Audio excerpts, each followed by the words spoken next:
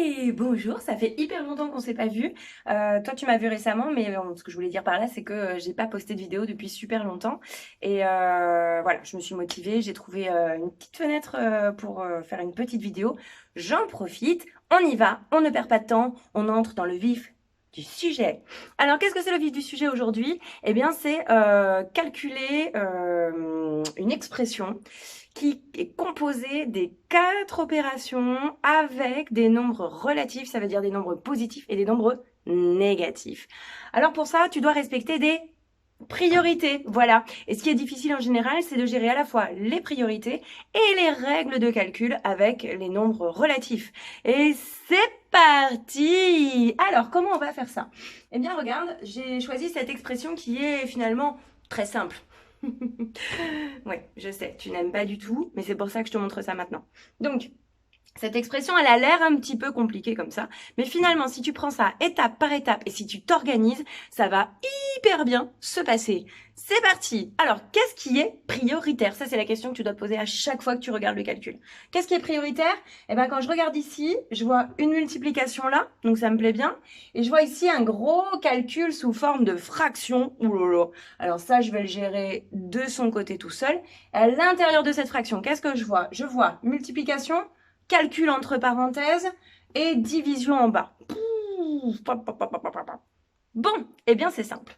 Je regarde déjà, la fraction on l'a dit, on va la gérer en un bloc. On va faire des étapes à l'intérieur de cette fraction. Et puis dans le même temps, je pourrais m'occuper de cette petite multiplication qui est devant en faisant bien attention au signe du résultat. Alors on y va. Je vais donc faire hop, cette multiplication dans un premier temps. Et dans ma fraction, qu'est-ce que je vais faire? Je vais y aller hyper mollo. Je vais faire priorité aux parenthèses. Là, le calcul là, entre parenthèses. Et priorité en même temps à ma multiplication. Et je vais m'offrir un grand luxe qui va être de faire ma division qui est au dénominateur en même temps. Waouh! Ici, on n'a peur de rien, on fait tout ça. Alors, avant de faire tes calculs, tu écris tout ce que tu n'as pas utilisé à l'étape qui arrive. Donc, en gros, ça, je vais mettre le résultat ici. À côté, j'ai le moins. Le trait de fraction, il y sera toujours. Il y a le 3 fois que j'ai pas entouré et le plus là. Tu vois, je ne l'ai pas entouré non plus. Tout le reste, je l'ai entouré. Je vais venir les caler là où il y a des vides. Donc, je vais mettre les résultats. Alors, moins 4 fois 6, multiplication avec un négatif, un positif. Négatif, positif. La règle, c'est un seul négatif. Impair, ça fait moins.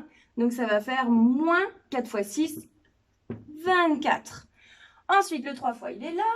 Dans ma parenthèse, j'avais moins 2, moins 5. Tu vois, ça, c'est pas une multiplication. C'est un assemblage de 2 négatifs avec 5 négatifs.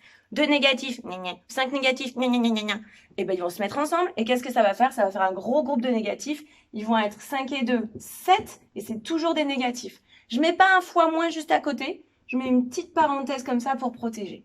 À côté, j'ai entouré 2 fois 7. Je me pose pas de questions. 2 fois 7, 14. Hop, emballé, c'est pesé. Hein. Et en bas, qu'est-ce que je fais? Eh bien, je regarde. Alors, c'est une division avec des négatifs. Donc, la règle, elle est la même que pour la multiplication. Je compte le nombre de nombres négatifs. Si c'est pair, c'est plus. Si c'est impair, c'est moins. Et après, je fais ma division. Donc ici, deux termes, plus précisément, négatifs. Donc, ça va faire 2, c'est pair, c'est plus. Donc ici, le résultat, ce sera positif. Et 42 divisé par 6, ça donne 7, puisque 6 fois 7, 42. Très bien. On continue. Étape suivante. J'inspire, j'expire. Hyper important avant de démarrer ton calcul. Donc, je regarde. Qu'est-ce qui est prioritaire? Je te l'ai dit tout à l'heure, tu vas te poser la question à chaque étape de ton calcul. Alors, moins 24, ok, il est bien là. Moins, ok, il est bien. J'ai encore cette fraction, donc c'est là-dedans que je dois travailler avant même de rassembler quelque chose de là avec ça. Donc ici, je dois terminer ce travail sur ma fraction. Alors, qu'est-ce que j'ai en haut? Une multiplication, une addition. Qu'est-ce qui est prioritaire là? Multiplication, c'est bien, bravo, dis donc, tu t'en sors bien. Hop, multiplication. Et je ne vais rien faire d'autre pour l'instant puisqu'il me faudra le résultat de cette multiplication pour pouvoir l'additionner à 14 ici. Donc, hop, étape suivante. Souviens-toi, tout à l'heure, je t'ai dit, je réécris tout ce que j'utilise pas. Le moins 24, je ne l'ai pas entouré. Le moins, je ne l'ai pas entouré. le trait de ma fraction. Je ne l'ai pas entouré. Le plus 14 et le plus 7 en bas. Si tu te poses la question, non, le plus là, il n'est pas obligatoire, d'accord? Tu n'es pas obligé de le mettre. Je le mets pour que, comme ça, on se souvienne que c'est un positif et pas un négatif. Ici, là, je vais mettre le résultat de 3 fois moins 7. Multiplication d'un positif. Attention, hein, le 3, je n'ai pas entouré de moins devant, donc il est positif. Positif par négatif, ça fait négatif. Oui, il n'y a qu'un seul moins, c'est impair, ça fait négatif. Donc, je mets moins, et après, je calcule 3 fois 7, ça donne 21. Je continue? Qu'est-ce qui est prioritaire maintenant? J'ai encore une forme de fraction avec des calculs dedans. Donc, c'est ça que je dois faire. Je ne cherche même pas.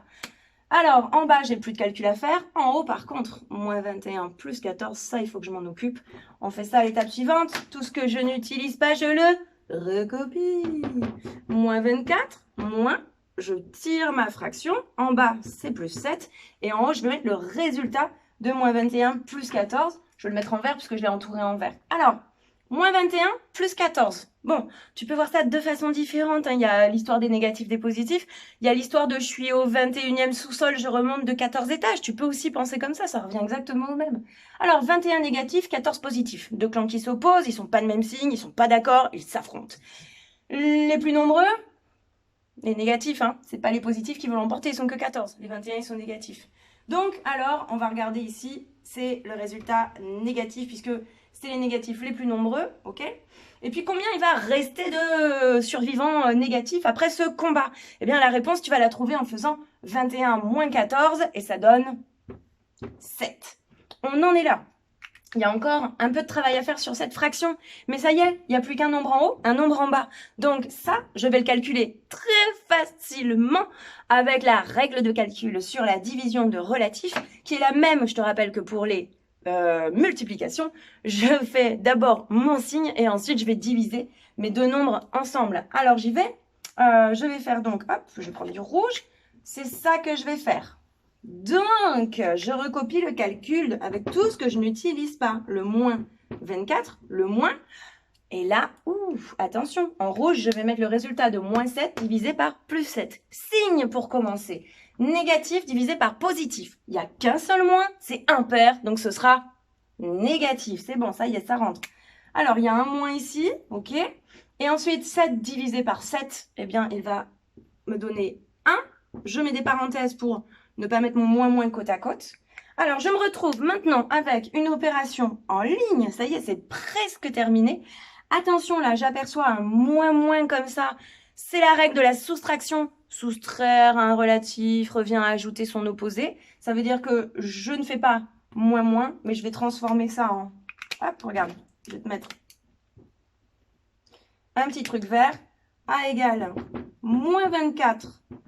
Ajoute l'opposé. J'ajoute l'opposé de moins 1, c'est plus 1. Donc, je peux mettre plus 1 ou alors plus 1 tout court. Et ça y est, j'ai presque fini. Maintenant, on va faire cette opération-là. Moins 24 plus 1. Eh bien, 24 positifs qui affrontent. Pardon, je me suis trompée. 24 négatifs. Oh, heureusement que tu m'as dit que je m'étais trompée. Dis donc n'importe quoi. 24 négatifs et 1 positif. Alors, qu'est-ce qu'il nous reste à faire? Ils s'affrontent. Bon, les plus nombreux, les négatifs, une fois de plus. Ça va donc donner un résultat négatif. C'est du clan des négatifs qui vont rester. Il y en a un seul qui va disparaître avec le positif. Il nous en restera donc 23. 24 moins 1 égale 23.